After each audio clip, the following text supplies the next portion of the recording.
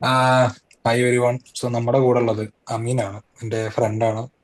അപ്പോൾ അവൻ James cook യൂണിവേഴ്സിറ്റിയിൽ കെമിസ്ട്രിയിൽ ഇപ്പോൾ PhD ചെയ്തുകൊണ്ടിരിക്കുകയാണ്. അപ്പോൾ അവൻ്റെ ഇപ്പോഴത്തെ എക്സ്പീരിയൻസും കാര്യങ്ങളും, അവൻ എങ്ങനെയാണ് ഇവിടെ PhD കിട്ടിയത്, സോ എങ്ങനെ ഇവിടെ എത്തി എന്നുള്ള കാര്യങ്ങളൊക്കെ അവന് നമ്മുടെ കൂടെ ഇപ്പം ഷെയർ ചെയ്യും. ഓക്കെ ഓക്കെ അമീനെ, നിനക്ക് സ്റ്റാർട്ട് ചെയ്യാം. നിന്റെ ഒരു ബാക്ക്ഗ്രൗണ്ടും കാര്യങ്ങളും പേരും എവിടുന്നാണ് കാര്യങ്ങളൊക്കെ പറഞ്ഞിട്ട് സ്റ്റാർട്ട് ചെയ്യാം. ഓക്കെ. എൻ്റെ പേര് അമീൻ ജോഹർ. ഞാൻ കോഴിക്കോടാണ്. ഇപ്പോൾ ഞാൻ കഴിഞ്ഞത് BSMS ഡ്യുവൽ ഡിഗ്രി, അത് ഐസർ ട്രിവാൻഡ്രത്ത് നിന്നാണ് ഞാൻ കഴിഞ്ഞിട്ടുണ്ടായിരുന്നത് 2019. പിന്നെ അതിൻ്റെ ശേഷം 2020 ഞാൻ NIT അവിടെ ഒരു സ്റ്റാർട്ടപ്പ് ഉണ്ടായിരുന്നു. ഒരു മെറ്റീരിയൽ സയൻസ് കെമിക്കൽ എഞ്ചിനീയറിംഗ്, ഒരു കെമിസ്ട്രി ബേസ്ഡ് ആയിട്ടുള്ള സ്റ്റാർട്ടപ്പ് ആയിരുന്നു അത്. അപ്പോൾ 2020 സ്റ്റാർട്ട് അവിടെ ജോയിൻ ചെയ്തു. അങ്ങനെ നമ്മൾ മെയിൻലി വർക്ക് കുറേ കാര്യങ്ങളൊക്കെ ചെയ്യുന്നത് അവിടുത്തെ ലബോറട്ടറീസിലാണ് ഉണ്ടാവുന്നത്. അങ്ങനെയാണ് ഞാൻ അഫ്നാസിനെ പരിചയപ്പെടുന്നത്. അവനവിടെ MTech ചെയ്തുകൊണ്ട് ചെയ്തുകൊണ്ടിരിക്കുകയായിരുന്നു. final year. അതെ അതെ. റിസർച്ച് പ്രൊജക്റ്റ് ഉണ്ടായിരുന്നു. അങ്ങനെ അവിടെ ഡോക്ടർ ഉണ്ണികൃഷ്ണൻ സാറിന്റെ ലാബിലായിരുന്നു ഞങ്ങൾക്ക് ഉണ്ടായിരുന്നത്. അതെ അതെ, ഞങ്ങൾ അതെ എന്റെ അതെ സൂപ്പർവൈസർ ആയിരുന്നു. അതെ അതെ ഉണ്ണികൃഷ്ണൻ സാറും നമ്മളുടെ സ്റ്റാർട്ടപ്പിന്റെ മെന്റർ ആയിരിക്കും. അതുകൊണ്ട് തന്നെ ഞങ്ങളെല്ലാം ഒരേ ലാബിലായിരുന്നു വർക്ക് ചെയ്തുകൊണ്ടിരുന്നത്. അങ്ങനെയാണ് നമ്മൾ അഫ്നാസുമായിട്ട് പരിചയപ്പെടുന്നത്. ആ സമയത്ത് തന്നെ അഫ്നാസ് പേപ്പറെല്ലാം പബ്ലിഷ് ചെയ്തു. അങ്ങനെ ഞാനും അതൊരു പാർട്ടായിരുന്നു, ചെറിയ വർക്കെല്ലാം ചെയ്ത് കൊടുത്തിട്ട്. ഓക്കെ. അങ്ങനെ അതിന്റെ ശേഷം ഞാൻ PhDക്കെല്ലാം അപ്ലൈ ചെയ്തുകൊണ്ടിരിക്കുന്നുണ്ടായിരുന്നു. അങ്ങനെ 2021 ഞാൻ എന്താ കുറെ പ്രൊഫസേഴ്സിനെ മെയിൽ ചെയ്യുക, അതാണ് മെയിനായിട്ട് ചെയ്തുകൊണ്ടിരുന്നത്. മെയിനായിട്ട് യൂറോപ്പിലും അതുപോലെ യൂറോപ്പിലാണ് ഞാൻ അപ്ലൈ ചെയ്തുകൊണ്ടിരുന്നത്. പിന്നെ കുറച്ച് കഴിഞ്ഞപ്പോൾ എൻ്റെ ഫീൽഡിൽ ഓസ്ട്രേലിയയിലേക്ക് എൻ്റെ ഫീൽഡ് ഏതാണോ അതിലേക്കുള്ള പ്രൊഫസേഴ്സിനെ സെർച്ച് ചെയ്തുകൊണ്ടിരുന്നു. മെയിനായിട്ട് ഞാൻ ചെയ്തുകൊണ്ടിരുന്നത് ഞാൻ ഐസറിൽ ഫൈനൽ ഇയർ എൻ്റെ പ്രൊജക്ട് ഇൻഓർഗാനിക് അല്ലെങ്കിൽ ഓർഗനോ മെറ്റാലിക് കെമിസ്ട്രിയിലുള്ള വർക്കായിരുന്നു ഉണ്ടായിരുന്നത്. അപ്പോൾ ആ ഒരു ഫീൽഡിൽ ഉള്ള പ്രൊഫസേഴ്സിനെല്ലാം അപ്ലൈ ആ ഒരു എന്താണോ എൻ്റെ ഏരിയ ഓഫ് ഇൻട്രസ്റ്റ് ഏതാണോ അതിൽ വർക്ക് ചെയ്യുന്ന പ്രൊഫസേഴ്സിനെല്ലാം മെയിൽ ചെയ്തുകൊണ്ടിരിക്കുകയാണ് ഞാൻ ചെയ്തിരുന്നത്. അങ്ങനെയാണ് ഇവിടെ എൻ്റെ ഒരു പ്രൊഫസർ ഈ ഒരു ഫീൽഡിൽ വർക്ക് ചെയ്യുന്ന ഒരാളാണ് അങ്ങനെ മെയിൽ ചെയ്തത്. അപ്പോൾ ആൾ ഓക്കെയാണ്. അങ്ങനെ എൻ്റെ പ്രൊഫൈലെല്ലാം കണ്ടു, ഓക്കെ പറഞ്ഞു. അങ്ങനെ അതിൻ്റെ ശേഷം ഞാൻ ഇവിടുത്തെ ജെയിംസ് കുക്ക് യൂണിവേഴ്സിറ്റിയിലുള്ള PhD പ്രോഗ്രാമിന് അപ്ലൈ ചെയ്തു. ഓക്കെ. ഒരു ഡിസംബർ ആ ഒരു ടൈമിലായിരുന്നു ഇൻടേക്ക് എല്ലാം ഉണ്ടായിരുന്നത്. ആ ടൈമിന് ആദ്യം എൻ്റെ അപ്ലിക്കേഷൻ അക്സെപ്റ്റ് ചെയ്തു, പക്ഷെ എനിക്ക് സ്കോളർഷിപ്പ് ഇല്ലായിരുന്നു. പിന്നെ അതിൻ്റെ ശേഷം എനിക്ക് സ്കോളർഷിപ്പ് കിട്ടി. പിന്നെ എന്താന്ന് വെച്ചാൽ ആ ടൈമിന് എനിക്കൊരു ഏപ്രിൽ ആ ഒരു ടൈമിലൊന്നും ജോയിൻ ചെയ്യാൻ പറ്റില്ല, വിസ ഡിലേ ആയതുകൊണ്ട് തന്നെ. പിന്നെ എനിക്കൊരു വർഷം കഴിഞ്ഞതിന് ശേഷമാണ് എനിക്ക് ഇവിടെ ജോയിൻ ചെയ്യാൻ പറ്റിയിട്ടുണ്ടായിരുന്നത്. ആ ഒരു ടൈമിൽ കോവിഡിന്റെ പ്രശ്നങ്ങളും എല്ലാം കൂടെ ആയിട്ടാണെന്ന് തോന്നുന്നു. അങ്ങനെ എൻ്റെ ഒരു വിസ ഒരു 1 ഇയർ ഡിലേ ആയിട്ടുണ്ടായിരുന്നു. എന്നാലും കുഴപ്പമില്ല. ഒരു 2023 ഏപ്രിലിൽ ഞാനിവിടെ ജോയിൻ ചെയ്തു. ഇപ്പോൾ എൻ്റെ ഒരു ഫീൽഡ് എന്ന് വെച്ചാൽ ഞാൻ ചെയ്യുന്നത് rare earth metal complex synthesis, ആ ഒരു ഫീൽഡിലാണ് ഞാൻ വർക്ക് ചെയ്തുകൊണ്ടിരിക്കുന്നത്.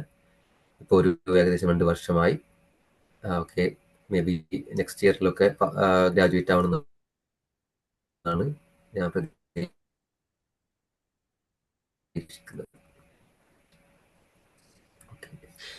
Okay okay. അപ്പൊ നമ്മൾ അമീൻ ഇപ്പോൾ നമ്മുടെ ബാക്ക്ഗ്രൗണ്ട്, അവന്റെ ബാക്ക്ഗ്രൗണ്ടും കാര്യങ്ങളൊക്കെ നമ്മളോട് പറഞ്ഞു. അപ്പൊ എങ്ങനെയുണ്ട് ഇപ്പൊ ടോട്ടൽ എക്സ്പീരിയൻസ് എങ്ങനെയുണ്ട് PhDക്ക് ജോയിൻ ചെയ്തതിന് ശേഷം?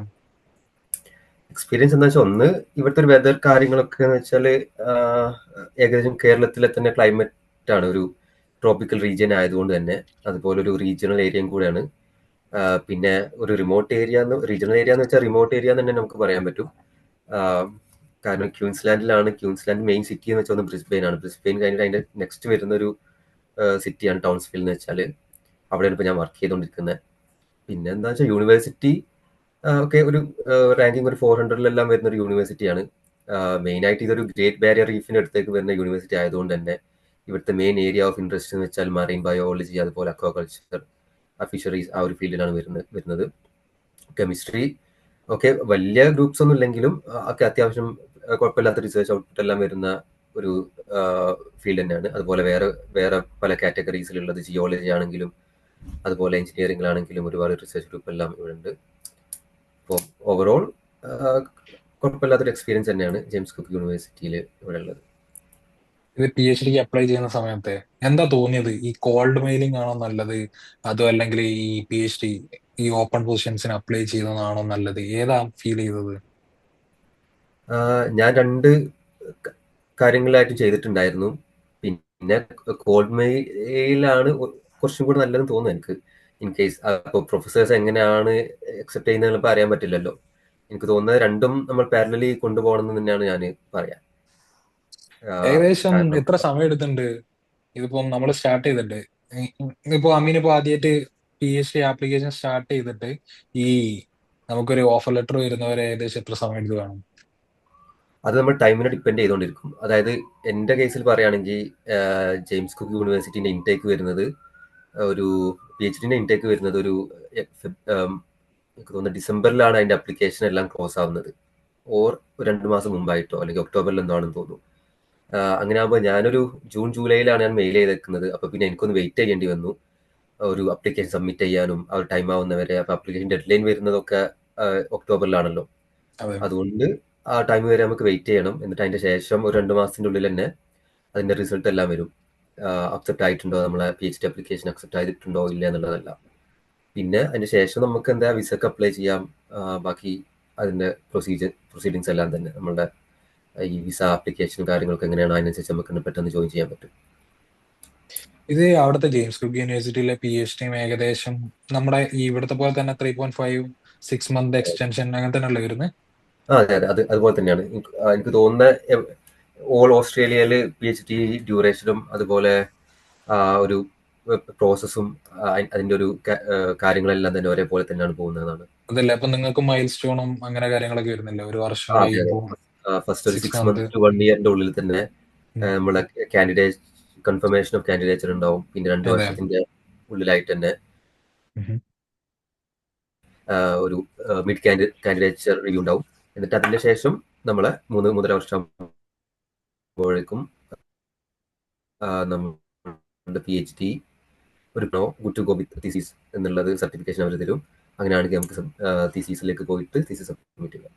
പറഞ്ഞു ഒന്നുകൂടി പറയാൻ പറ്റുമോ? ഒന്ന് കട്ടായി പോയി.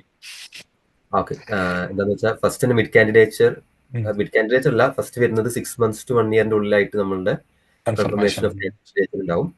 പിന്നെ ഒരു 2 ഇയറിലായിട്ട് നമ്മളുടെ മിഡ് കാൻഡിഡേച്ചർ ചെയ്യണം. അതിന്റെ ശേഷം ഫൈനൽ ഇയർ, അതായത് 3.5 വർഷം ആകുമ്പോഴേക്കും നമ്മളുടെ ഒരു പ്രീ കംപ്ലീഷൻ സെമിനാർ ഉണ്ടാവും. ടോട്ടൽ തീസീസ് വർക്കെല്ലാം നമ്മൾ പ്രസന്റ് ചെയ്യുക. എന്നിട്ട് അതിന് ശേഷം നമ്മൾ തീസീസ് സബ്മിറ്റ് ചെയ്യാം. ഇത് വല്ല ഇതുണ്ടോ, ഈ വല്ല റിക്വയർമെന്റ്സ് എങ്ങനെയാണ്? ഇത്ര പേപ്പർ പബ്ലിഷ് ചെയ്യണമെന്നോ അങ്ങനെ എന്തെങ്കിലും ഉണ്ടോ? ഇല്ലല്ലോ. അങ്ങനെ റിക്വയർമെന്റ്സ് ആയിട്ട് ഇല്ല. പക്ഷെ നമ്മുടെ മിഡ് കാൻഡിഡേറ്റ്സിന് നമുക്ക് തന്നെ അതുപോലെ ഒരു പബ്ലിക്കേഷൻസ് ഉണ്ടെങ്കിൽ നമുക്ക് പിന്നെ ആ ഒരു ചെയ്യേണ്ട കാര്യമല്ല, മിഡ് കാൻഡിഡേറ്റ്സ് സെമിനാർ ചെയ്യേണ്ട കാര്യമല്ല. അതുപോലെ നമ്മൾക്കൊരു വേറൊരു കോൺഫറൻസിനൊരു പ്രസന്റ് ചെയ്താലും ഓക്കെയാണ്. അങ്ങനെ ഉണ്ടെങ്കിൽ നമുക്ക് മിഡ് കാൻഡിഡേറ്റ്സ് ചെയ്യേണ്ട ആവശ്യമില്ല. പിന്നെ ഇപ്പൊ കമ്പാരിറ്റീവ്ലി നമ്മളിപ്പം PhD ഇപ്പൊ ഇന്ത്യ കമ്പയർ ചെയ്യുമ്പോൾ ഓസ്ട്രേലിയയില് നല്ല കുറച്ചുകൂടി സുഖമല്ലേ അതെ, ചെയ്യാൻ? അങ്ങനെയാണ് എനിക്ക് തോന്നിയിരിക്കുന്നത്. കുറച്ചും കൂടി ലീനിയന്റ് ആണെന്ന് എനിക്ക് തോന്നിയിട്ടുണ്ട്. അതെ. അപ്പൊ സൂപ്പർവൈസർ ഒക്കെ എങ്ങനെയുണ്ട്? സൂപ്പർവൈസറും കൂളാണ്, ആൾ കൂളാണ്. അതുകൊണ്ട് തന്നെ നല്ല സപ്പോർട്ടാണ്. അതെ. അതുകൊണ്ട് തന്നെ ഈസിയാണ് കാര്യങ്ങൾ. പിന്നെ യൂണിവേഴ്സിറ്റി ആണെങ്കിലും അതുപോലെ തന്നെ ഒരു എന്താണ് ഇതേപോലെയുള്ള മൈൽ സ്റ്റോണിന്റെ കാര്യങ്ങളിലായാലും തന്നെ അവരത്ര ഒരു വലിയ സ്ട്രിക്റ്റ് ആയിട്ട് എനിക്ക് തോന്നിയിട്ടില്ല. നമുക്ക് നമുക്ക് വേണേ 2 മന്ത് എക്സ്റ്റെൻഡ് ചെയ്യാം, അങ്ങനത്തെ എക്സ്റ്റെൻഡ് ബുദ്ധിമുട്ടൊന്നും ചെയ്യാനുള്ള ഇല്ലല്ലോ. പ്രശ്നങ്ങളൊന്നും വരുന്നില്ല. ഇൻ കേസ് നമുക്ക് എന്തെങ്കിലും പ്രശ്നങ്ങൾ ഉണ്ടെങ്കിൽ അത് ശരിക്കും കമ്മ്യൂണിക്കേറ്റ് ചെയ്തിട്ട് അതിന് ശേഷം നമുക്ക് എക്സ്റ്റൻഷൻ വേണമെങ്കിൽ നമുക്ക് കിട്ടുന്നതാണത്. ഉണ്ടല്ലേ. അപ്പൊ ആ ഒരു ഏരിയയിൽ എങ്ങനെ മലയാളി കമ്മ്യൂണിറ്റി മലയാളീസ് ഉണ്ടോ അതോ? അതെ, ഇവിടെ എന്താന്ന് വെച്ചാൽ ഇവിടുത്തെ മെയിൻ അട്രാക്ഷൻ എന്താന്ന് വെച്ചാൽ ഇവിടുത്തെ സെക്കൻഡ് ലാർജസ്റ്റ് പോപ്പുലേഷൻ തന്നെ മലയാളീസ് ആണ് ഓസ്ട്രേലിയയിലുള്ള. ഇന്റർനാഷണൽ. അതെ അതെ അതെ, കാരണം ഒന്ന് ഇവിടെ ഒരു യൂണിവേഴ്സിറ്റി ഹോസ്പിറ്റൽ ഉണ്ട്. അതുകൊണ്ട് തന്നെ ഇവിടെ കുറെ വർക്ക് ചെയ്യുന്നവരെല്ലാം കുറെ നഴ്സുമാരായിട്ട് ഡോക്ടേഴ്സ് ഒക്കെ ആയിട്ട് തന്നെ ഒരുപാട് മലയാളികളുണ്ട് ഇവിടെ. അതെ. അതുപോലെ തന്നെ പിന്നെ കുറെ സ്റ്റുഡൻസും ഉണ്ട്. യൂണിവേഴ്സിറ്റി ആയതുകൊണ്ട് തന്നെ ഒരുപാട് മലയാളി സ്റ്റുഡൻസ് ഇപ്പോൾ വരുന്നുണ്ട്. ഇപ്പൊ അടുത്തൊരു 2 വർഷത്തിന്റെ ഉള്ളിലായിട്ട് തന്നെ ഒരുപാട് സ്റ്റുഡൻസ് ഇങ്ങോട്ട് വരുന്നുണ്ട് ഇപ്പോൾ. പിന്നെ വേറൊരു കാര്യം എന്താന്ന് വെച്ചാല് അറിയാലോ, ഓസ്ട്രേലിയയിലെ PR സിറ്റുവേഷൻ എന്ന് വെച്ചാൽ ഈ ബ്രിസ്ബെയിൻ, മെൽബൺ അതുപോലെ സിഡ്നി എന്നൊക്കെ വെച്ച മേജർ സിറ്റീസ് ആണത്. അതെ അതെ അപ്പൊ അത് അവരുടെ ശരിയാണ്. ഒരു സിറ്റുവേഷൻ പെട്ടെന്ന് PR-ന്റെ അങ്ങനെയുള്ള ഒരു ഇവിടെ നിൽക്കണമെന്നോ ഒക്കെ താല്പര്യമുള്ള ആൾക്കാർക്കാണെങ്കിൽ അവിടേക്ക് അവിടുത്തെ യൂണിവേഴ്സിറ്റിയിലൊക്കെ വർക്ക് ചെയ്യുമ്പോൾ തന്നെ എനിക്ക് തോന്നുന്നു മേ ബി ചെറിയൊരു ബുദ്ധിമുട്ടുണ്ടാവാൻ ചാൻസ് ഉണ്ടെന്ന് ശരിയാണ് തോന്നുന്നു. ശരിയാണ്. ഇവിടെ PR പോപ്പുലേഷൻ ആൾക്കാർ പാസ്വേ. അത്രയും പേര് കൂടുതലായിരിക്കും, ആപ്ലിക്കേഷൻ അതെ കൂടുതലായിരിക്കും. അതെ അതെ, ആ ഒരു പ്രശ്നമുണ്ട്. പക്ഷെ ഇത് ടൗൺസ്വിൽ എന്ന് വെച്ചാൽ ഒരു റീജിയണൽ ഏരിയ എന്നുള്ള ഒരു കാറ്റഗറിയാണ് അത് വരുന്നത്. ഇപ്പോൾ അതുകൊണ്ട് റീജിയണൽ തന്നെ ഏരിയയിലുള്ള യൂണിവേഴ്സിറ്റി എന്നൊക്കെ നമ്മൾ എന്തെങ്കിലും ഡിഗ്രി ചെയ്താൽ എക്സ്ട്രാ പോയിന്റ് കിട്ടുമല്ലോ PR അപ്ലൈ ചെയ്യുന്ന അതെ സമയത്ത്. അതെ അതെ, എക്സ്ട്രാ പോയിന്റ്സ് ഉണ്ടാവും. അതുപോലെ തന്നെ നമുക്ക് എക്സ്റ്റൻഷനും, അതായത് post graduate visa bridging visa എന്ന് പറഞ്ഞ കാറ്റഗറി ഉണ്ടല്ലോ. അതെ അപ്പോൾ ആ ഒരു കാറ്റഗറിയിൽ നോക്കുമ്പോൾ നമുക്കൊരു റീജിയണൽ ഏരിയന്റെ 1 or 2 yearsന്റെ ഒരു എക്സ്റ്റൻഷനും കൂടെ നമുക്ക് കിട്ടാറുണ്ട് സാധാരണ. അതെ. അപ്പൊ അത്യാവശ്യം ഏകദേശം റീജിയണൽ ഇൻസ്റ്റിറ്റ്യൂട്ടിലൊക്കെ പോയിട്ട് PhD ചെയ്യുന്നതോ അല്ലെങ്കിൽ ഡിഗ്രി ചെയ്യുന്നതാണ് കുറച്ചുകൂടി ബെനിഫിഷ്യൽ എന്നല്ലേ പറയുന്നത്. ആ ബെനിഫിഷ്യൽ, ഓക്കെ, ഇൻ കേസ് അവർക്ക് എന്താണ് ഇവിടെ ഒരു PR-ന് വേണ്ടിയിട്ട് പി അല്ലെങ്കിൽ ആർ ഇവിടെ സെറ്റിൽ ആവാനൊക്കെ താല്പര്യം ഉണ്ടെങ്കിൽ നല്ലതാണത്. അത് ശരിയാണ്.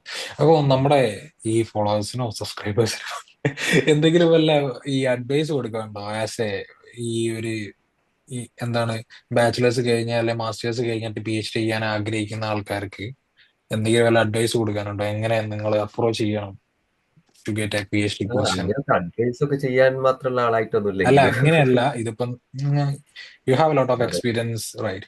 സോ നിനക്ക് ഒരുപാട് എക്സ്പീരിയൻസ് ഒക്കെ ഉള്ള സ്ഥിതിക്ക് എന്ന് വെച്ചാൽ ഈ ഉം. അപ്ലൈ ചെയ്ത എക്സ്പീരിയൻസ് ഉള്ള സ്ഥിതിക്ക് സോ അതെ. ഏത് രീതിയിൽ പോകുന്നതാണ് ഏറ്റവും ബെറ്റർ? എന്താണ് ചെയ്യേണ്ടത് തുടക്കത്തില് സ്റ്റാർട്ടിങ്ങില്?